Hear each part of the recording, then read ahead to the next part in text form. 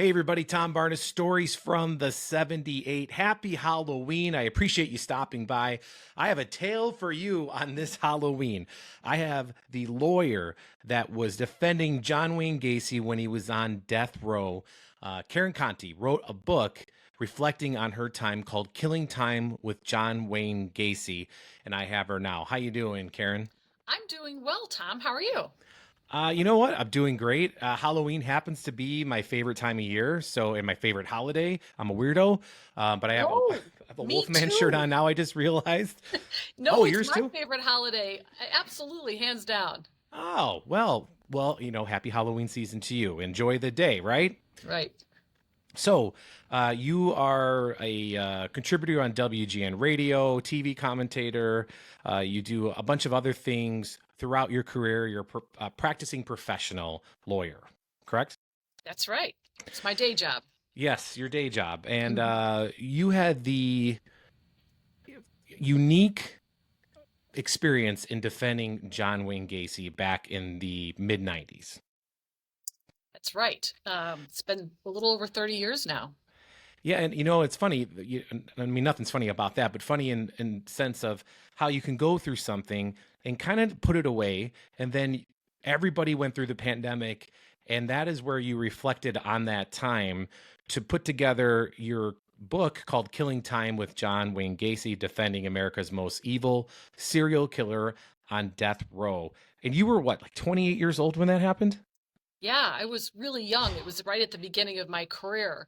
And that's a really good point that, sometimes when you go through something really interesting or pivotal or traumatic, you put some distance between that time. And with the wisdom that you have over the years, you can look back and realize, how that impacted you.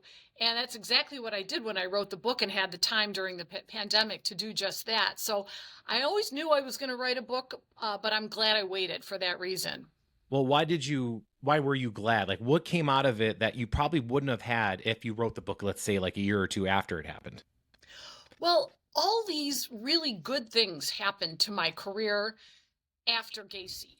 And for some reason, I didn't tie it to the Gacy experience. But now that I look back, I can clearly say all of the things that happened to me that were good happened because of having represented Gacy. So, for instance, I got a law professorship at one of the best law schools in the nation almost immediately afterwards, teaching the death penalty. Hmm. Right? I take one death penalty case, I lose it horrifically, and all of a sudden now I'm a law professor. I was given a radio show on WJJD in Chicago, which was a nice station, given my own radio show because I was on the media all the time. And because, all of the O.J. Simpson stuff happened almost 30 days after Gacy was executed, I That's started right. getting television gigs on CNN and Fox News and MSNBC. And I was doing commentary because all of the reporters knew who I was. So again, all of these really positive things in my career happened directly because of Gacy. I was reading some articles about just you and the book and your time, and I came across Rick Kogan's article, which is a great article. Yeah. And if I may, I just want to read what he says here in talking about the opinions of the book. And he says he calls her Dollface, and she listens as he tells her only hours before his execution, "You're gonna be glad you represented me. Your career is gonna skyrocket. You're gonna be forever connected with me. I love you." I mean, he knew, right? He knew it then, and that was hours before he was going to be executed. Yeah, I mean, I didn't take much of what he said seriously during the entire time I represented him because he was a notorious manipulator and a Right. liar. But I will have to say that he's right. He was right. I mean, partially probably because of his ego, he said all of that, right? Because he Yes. believed. So, like, let me ask you, so, like, so for folks who might, for some reason, not know that much detail about this, if you can just, give me a little inside or just some perspective on what he was like to talk to and deal with. Like, was he aware of the gravity of the situation that he was in? Because you watch all these documentaries about how he like didn't say he did anything. He was in, all this stuff. Like, what was your take on all that?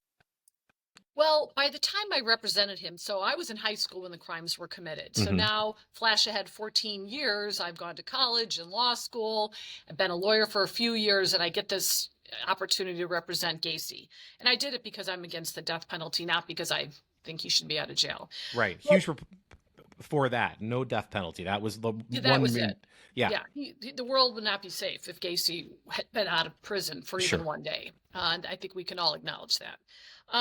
But, I will have to tell you, he was in denial. I think he lied to himself about who he was his entire life. I think that by the time I met with him, he had just basically said he didn't commit any of the crimes. He had no idea how those bodies were down there. He said the only thing he was guilty of was running a cemetery without a license. He really was caught up with his own fame and his own notoriety. And even facing the death penalty, I mean, execution, I didn't really feel like he knew what was going to happen to him. I feel like he was still lying to himself and really denying the fact that his life was really limited, which probably helped him in the end to cope.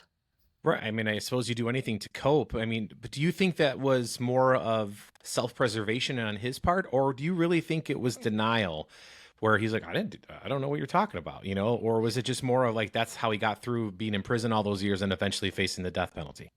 I think he was so used to lying to himself and pretending that he was somebody he wasn't. I think that happened throughout his entire life. And I think he did use that as self-preservation. I think it came in handy for once in his life. Because I don't know about you, but if you knew exactly when you were going to die and you knew how it was going to happen, you'd be pretty nervous. And I didn't see any of that from him in those final hours. Well, so was that more chilling than actually hearing what he did to see how he wore the guilt that he was bestowed upon him by a peer of his jurors? Like, was it terrifying to see how he just didn't comprehend that more than anything? No, that wasn't the most terrifying thing.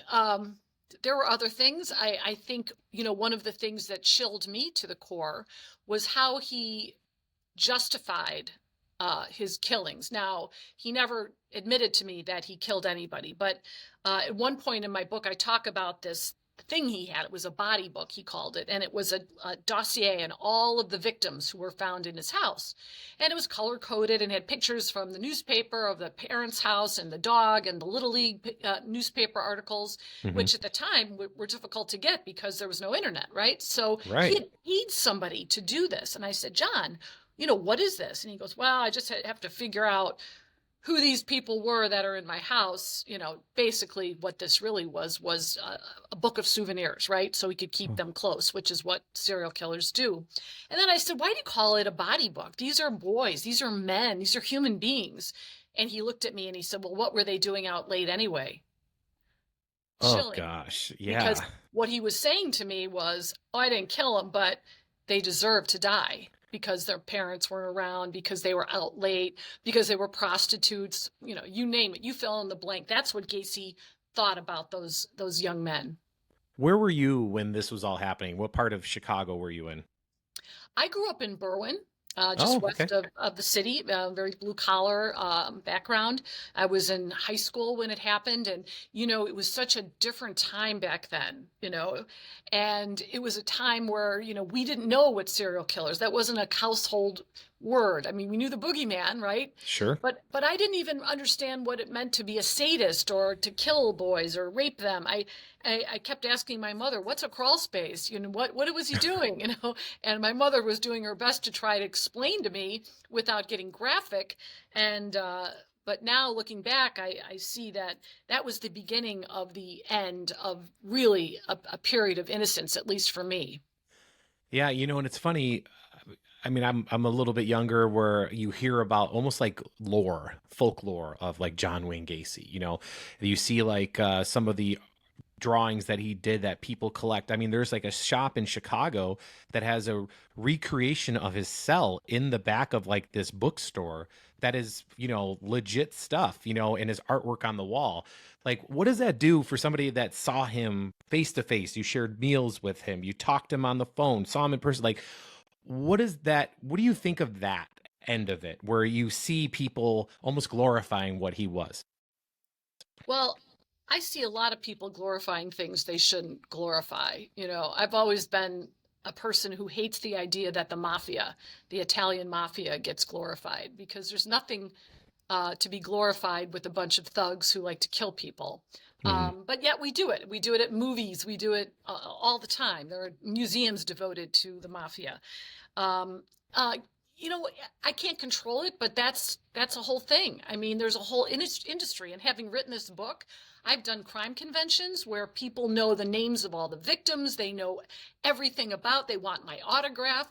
I just find it bizarre that people are so attracted to these issues and these serial killers. And they're not bad people. They're not evil people. They're not disrespectful. They're just obsessed with this whole thing of serial killers. And I will tell you that I know a lot about serial killers. I read a lot of books. I've read all the books on Jack the Ripper and Jeffrey Dahmer and Ted Bundy, and I'm very well versed, in those types of things too. So I'm one of them. I wouldn't go to a crime convention dressed as John Gacy, but No. uh, but I am also very, very fascinated by it.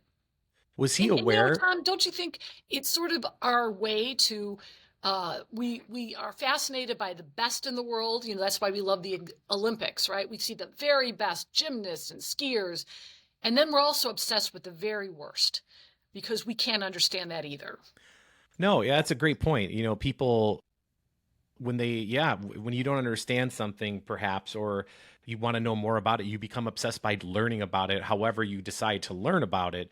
And I feel like a lot of people have done. I mean, that's why like crime podcasts are such like the biggest thing in podcasts right now. I mean, there's a gentleman that goes around the country talking about, he has a serial killer podcast where he talks about the different reasons why people are fascinated by it, and predominantly women who are fascinated by it. So it's such an odd thing though, like you were saying. And do you think, did John know that he was this almost cult following while he was on the inside? Yes, and he reveled in it. Ugh, He I kind he of figured. absolutely reveled in it. And I suppose if you're not going to be known for your good deeds, if you're a narcissist like he was, then the next best thing is to be known for your bad deeds. And I had one story where I was talking to him about one of the other killers down in Texas who had a bunch of murders tied to him. And, I was talking about it, and he said, "Oh, Karen, he didn't kill all those people. That was all a crock of you know what." He was like upset that I was saying that this guy killed more people than he did. He wanted to be that most prolific serial killer. That was a bragging right for him. So very odd, very Fascinating. strange. What was he like for the people in the prison that he shared his time with? Was he well respected? Were people terrified of him in there? Did you get any insight to that? Well, prison is a place where there's a hierarchy, and a lot of it has to do with your money sources and your ability to manipulate people on the outside. So Gacy had both of those things. I'm not saying he had a lot of money, but he painted these paintings and he sold them, and he had a 1-900 number where people could call and talk to his voicemail, and he made money on that. So he could take that money in his commissary and parlay that into buying cigarettes, extra food for people, and in so doing he bought protection. Because I will tell you this, that Gacy was not an imposing man. He was about 5'9". He was very controlled, so I knew he wasn't going to hurt me. Hmm. And I wasn't his type. So, Right. but the other dudes on death row who are walking around freely while I'm visiting, as there's no plexiglass in death row in Illinois at the time, That those had to be people were intimidating. very uncontrolled, very psychotic, unmedicated, very violent people. I was much more afraid personally of those other people than Gacy. So Gacy kind of had his own little fiefdom there. And, and I think also he was one of the first on death row to be executed in a long period of time. And so everyone was curious, are they really going to execute Gacy? Because if they do, then we're next. Mm. So, he had a few run-ins with some people there. He got stabbed a couple times. But other than that, he kind of ruled the roost there. And that's fascinating. In all the research about him, because I'm sure you did a lot before and during the trial and everything else. But what do you come away with in terms of people who are someone like John, where they're serial killers? Was it inherently embedded in their body, in their brain, their soul to be this way, or did society, their upbringing contribute to it, or was it a cocktail of both? Yeah, I'm going to say cocktail of both. And I talk about this in my book because, when you sit there and you're with somebody who appears to be incredibly normal, Hmm. charming, intelligent, socially appropriate, and then you're thinking about all of these horrific, sadistic, gross things that he did, you can't you can't put those two things together. It messes with your mind. Right. So I thought a lot about this, and I befriended his sister, so I knew her for 30 years, and she tells me, yes, the father was abusive, physically and verbally. He was a drunk, but he wasn't as bad as some parents were. And back in the 1940s and 50s, you used corporal punishment, and the Yeah. father was dominant in a home like that. So that wasn't really out of the ordinary. He was sexually abused twice when he was a kid. And I do think it's important to note that he had two very serious head injuries when he was young. And if you look Oh, at the statistics on death row, you see that so many men on death row have had really serious head injuries. I mean, the Hillside Strangler, the Boston Strangler, almost all of them have had some sort of head injury.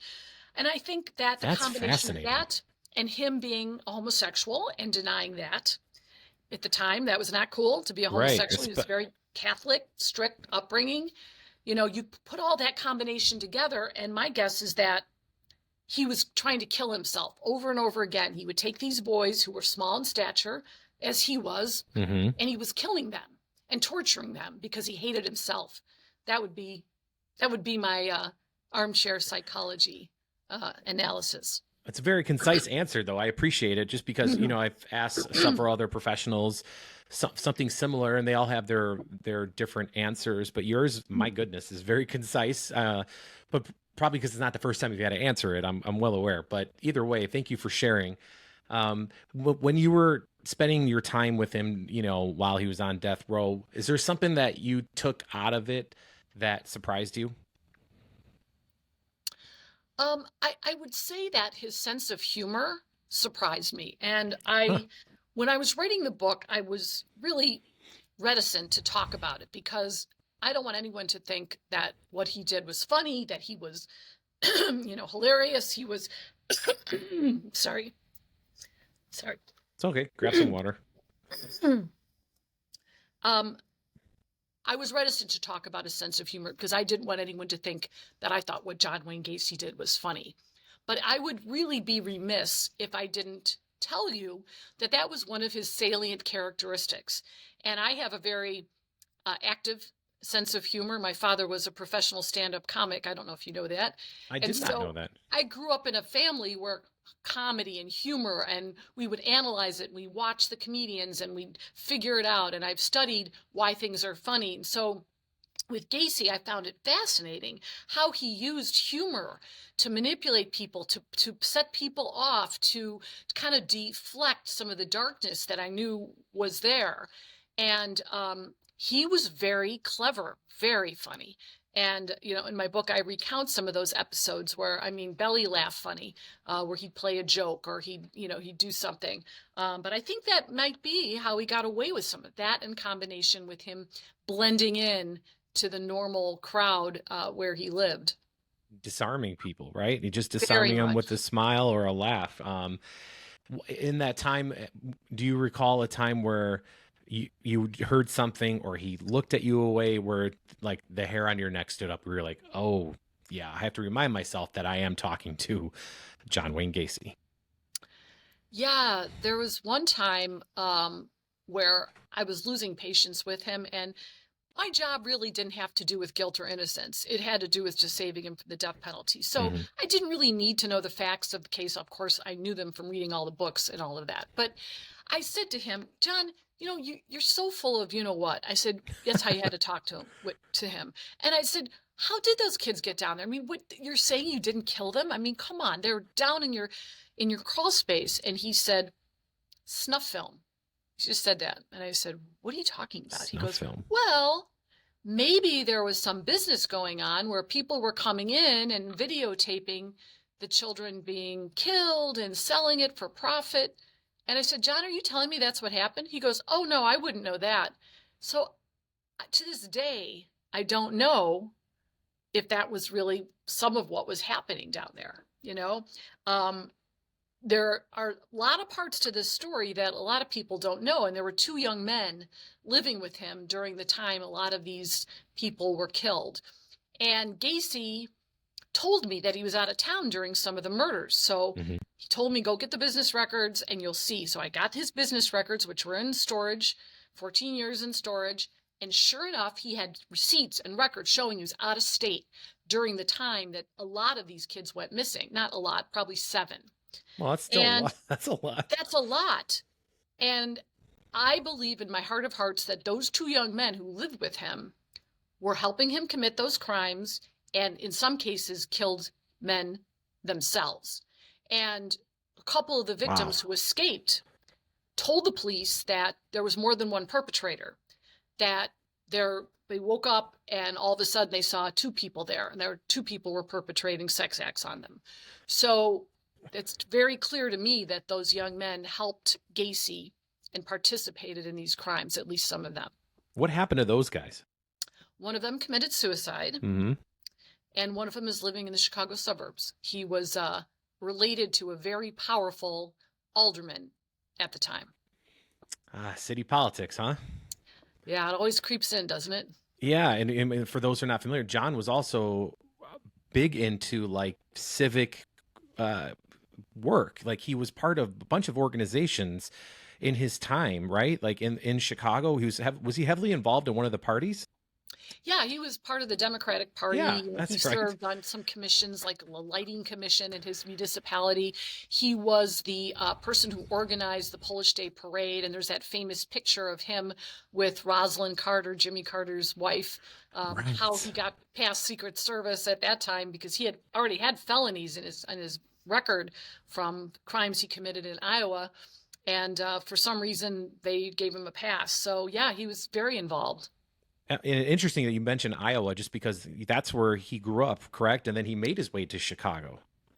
He was from Chicago. Oh, was he? I got it wrong. I apologize. But he moved to Iowa. He married a woman who That's right. whose father owned Kentucky Fried Chicken franchises.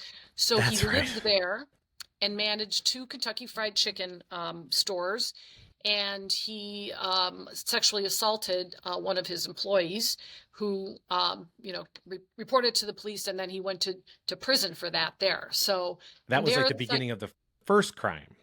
That was the, and he, he was released very early because of good behavior. He was the JC of the year while he was in prison. That's the psychologist said, John Gacy is going to come into conflict with the criminal justice system again.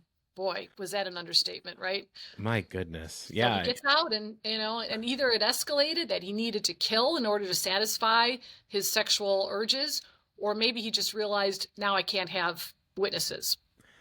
And that the first time he's arrested and put in jail probably wasn't the first time he committed any kind of crime, though. That's probably the first time he got caught or was lazy and got caught. You know what I mean? Versus absolutely, yeah, covering it up. I mean, that's the other thing I talk about. I mean, he, as I said, was out of town a lot. He was sent to different states by Bressler's Ice Cream. I think he did these franchise. He would build them. He was a builder. And he'd do renovations of hardware stores. And so he would get sent out of town. You can't tell me that in the middle of this crime frenzy that was John Wayne Gacy, that he wasn't killing young men in these other areas where nobody knew him. Some of them were much less populated. And we didn't have a tracking system, so I don't know that we'll ever know, but my guess is that he left some dead young men and boys in those other states. I live in an area of the city where he kind of, drove around, and, his mother lived right off of Elston Avenue in Miami, which is in some people call it Jefferson Park, some people call it South Edgebrook or Gladstone Park. Nonetheless, it's walking distance from where I live. And I watched that documentary that was on, I think, the Peacock Network recently, another Gacy documentary talking about the alleged bodies buried at mother's house, or in that it's like a little tiny apartment building right on the where the in between Milwaukee Avenue and Elston, kind of makes like a V. So like it's so bizarre that so many years later and years after his death that we're still talking about him as if he's still waiting for on death row. It's incredible how he's still here even though he's not. Yeah, the story just never ends. And I remember that property you're talking about. Actually, I was in that Peacock documentary, and someone had seen him years and years ago digging. Like, why was he digging the cement up from an apartment complex that he didn't own? His mother lived there. Hmm. What was he doing in the middle of the night except burying bodies? And Sheriff Dart did a nice job of trying to excavate some of it and to look and test it, but nobody has excavated that entire thing. And I really hope someday somebody does, because hopefully at least that could give some closure to some families whose young men went missing. Right. And, with Chicago being what it is, if somebody can buy a building, knock it down, and put something else there. And while they're digging up the old building, you find stuff where like, oh, what's this? It's happened many times in our city or surrounding areas, right? So a Absolutely. fascinating story. And thank you for putting it all down in the book. I mean, was it something that just started when you were writing? It just started coming out of you, where you're just like, you know what, it's obviously this needs to be. I need to do this process and then put it out and for the world to see. Well, I really enjoyed writing it. And, I'm a lawyer, so I write a lot, but this is Sure. really different. It's a whole different part of your brain, because you're trying to be reflective. And the book, for your listeners, is not just about Gacy. And I'm not saying I'm that interesting, but it's kind of a memoir too. I talk about my career, about arguing before the U.S. Supreme Court, how I was treated differently as a woman during my career, during the Gacy thing. It's about my upbringing a little bit. And, it just kind of, I weave things in there that I think lend themselves to helping people. Like, what happens when you go through something that's pivotal like this? What happens when you're just curious? That curiosity made me go down to meet him for the first time and look at what happened. I ended up taking on a very important cause in my view. I had a lot of backlash. I had death I threats. I bet. had bomb threats. To this day, I have threats. How do you deal with that? How do you deal with the public being against you? So I think it's more than just a serial killer book, because it's not about the crimes. It's about dealing with someone as a human being who did the most inhumane things and trying to save his life, which was a strange thing to do. Very strange thing to do. Yeah, I bet even within like your circles of friends and family, people gave you the side eye at times just because humans are humans, right? They're like, you're doing what? I imagine you came in, in some of those instances, which good for you for doing what you wanted to do and the path that you decided to trailblaze for yourself. That's really cool. It's funny because I see the same thing. It's like, oh, how could you do that? How could you have represented that horrible human being? But tell me all about it. Right. Well, and speaking of, before I let you go, but where can people find the book? Let me get that You out can go there. to Amazon. Hmm. Killing Time with John Wayne Gacy. That's probably the best way to go. It's in bookstores too. If we even have bookstores anymore. There's a Um, couple of them, sure. a couple of them, but I would love to hear from you. Hello at KarenConti.com. I like to hear comments, whether it's critical or not. It's fun. I've gotten messages from all over the world, literally from New Zealand to Switzerland to South America, asking me questions or saying you changed my mind about the death penalty, or what have you. So that's been a really neat part of the process. Well, and since you said it, why, for somebody like John Wayne Gacy, why not execute him? Well, I just don't believe in the death penalty. I just think that it doesn't deter, it doesn't help the society out. I think you should throw those people in jail, throw away the key. Don't give them any more attention than you have to. None of these civilized countries use it anymore. You go to Europe, people think like, you guys have the death penalty? I think we get it wrong all the time. In Illinois, we had 12 people in a matter of 10 years walk off death row while 12 were executed. That's a bad batting average. So we get Yeah. it wrong all the time. It's used racially, inequitably. And, there's just so many reasons in my view. And I don't want to be pedantic about it and tell you how to think, because we all have our opinions about these hot button issues. Um, because if it worked and it deterred and it helped out our society, I might say, okay, I can live with that, but it just doesn't. Yeah, I mean it's interesting the entire process. The DNA has made a huge difference in the way we look at crimes and the crimes that are committed and cold cases, or somebody on death row who was now acquitted because it wasn't their DNA. Yep. So thank you for taking time to chat with me. And if you could leave me with one thought, and it would just be, do you remember the instant you met him and what you thought? Yes. I thought I was going to see a monster, but I saw an average Joe. And then So at that point, I understood how he got away with it. see, that's chilling in itself. Uh, Thank you again for taking time to chat with me. Folks should get out and get the book. Go on Amazon, find it, Killing Time with John Wayne Gacy. Karen, thank you so much for taking time with me, and happy Halloween to you. And to you too, Tom. Thanks for having me.